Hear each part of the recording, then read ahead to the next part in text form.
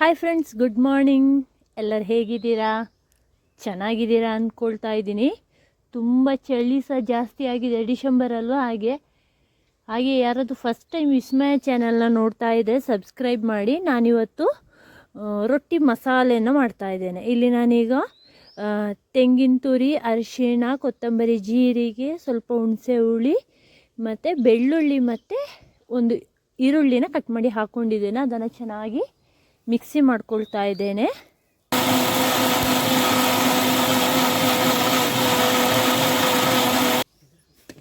Next ಈಗ ನಾನು ಒಗ್ಗರಣೆಗೆ ಸ್ವಲ್ಪ ಎಣ್ಣೆ, ನೋಡಿ ನಮ್ಮ ಕೊಡಗಿನಲ್ಲಿ ಎಣ್ಣೆ ಸಹ ಎಷ್ಟು ಗಟ್ಟಿಯಾಗಿದೆ, ತೆಂಗಿನ ಎಣ್ಣೆ.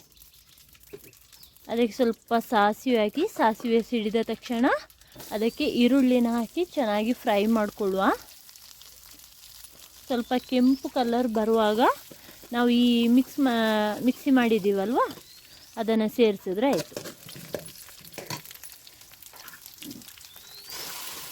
ನಾನಿಲ್ಲಿ ಮಿಕ್ಸಿ ಮಾಡುವಾಗ ಮೆಣಸು ಹಾಕಲಿಲ್ಲ, ತುಂಬ ಖಾರ ಬೇಡ ಅಂತ ತಂದೆ ಹೇಳಿದರು.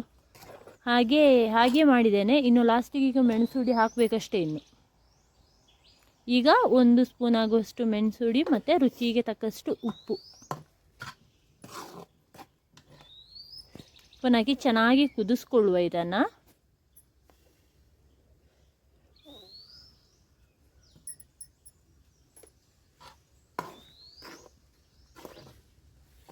ಸ್ವಲ್ಪ ತೆಳ್ಳಗೆ ಮಾಡಿ, ತುಂಬ ಗಟ್ಟಿ ಮಾಡಬೇಡಿ. ಮತ್ತು ಅದು ತಣಿವಾಗ ಅದು ಗಟ್ಟಿ ಆಗ್ತದೆ. ಇದು ನೋಡಿ, ಇದು ನೆನ್ನೆದೊಂದು 4 ರೊಟ್ಟಿ ಸಹ ಉಳಿದಿತ್ತು. ಜೊತೆಗೆ ನೋಡಿ, ಇದು ಹಳೆ ರೊಟ್ಟಿ ಅಂದರೆ ಒಂದು 4-5 ದಿವಸ ಆಯಿತು, ತುಂಬ ಗಟ್ಟಿಯಾಗಿದೆ.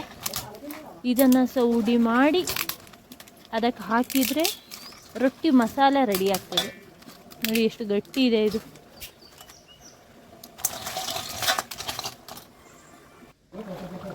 ನೋಡಿ, ಇದು ಚೆನ್ನಾಗಿ ಇದಾಗಿದೆ. ಈಗ ಚೆನ್ನಾಗಿ ಕುದಿ ಬಂದಿದೆ. ಇವಾಗ ಹಾಕಿ ಒಂದು 5 ನಿಮಿಷ ಸ್ವಲ್ಪ ಒಲೆಯಲ್ಲಿ ಇರಲಿ. 5 ನಿಮಿಷ ಆದಮೇಲೆ ಗ್ಯಾಸ್ ಆಫ್ ಮಾಡಿದರೆ ಆಯಿತು. ಇದು ಗಟ್ಟಿ ಇರೋದೆಲ್ಲ ಮಸಾಲೆನ ಹೀರ್ಕೊಂಡು ಸ್ವಲ್ಪ ಮೆತ್ತಗಾಗ್ತದೆ. ಇದನ್ನು ನೀವು ಬಿಸಿ ಬಿಸಿಯೇ ತಿನ್ನಬೇಕು. ಮಾಡಿಟ್ಟು ನಾನು ಮತ್ತೆ ತಿಂತೇನೆ ಅಂದರೆ ಅಷ್ಟು ಟೇಸ್ಟ್ ಚೆನ್ನಾಗಿರೋದಿಲ್ಲ. ಇದು ಬಿಸಿ ಬಿಸಿಯೇ ತಿಂದರೆ ತುಂಬ ಚೆನ್ನಾಗಾಗ್ತದೆ. ನೀವು ಸಹ ಟ್ರೈ ಮಾಡಿ ನೋಡಿ, ಹೇಗಾಯಿತು ಕಮೆಂಟಲ್ಲಿ ತಿಳಿಸಿ. Thank you.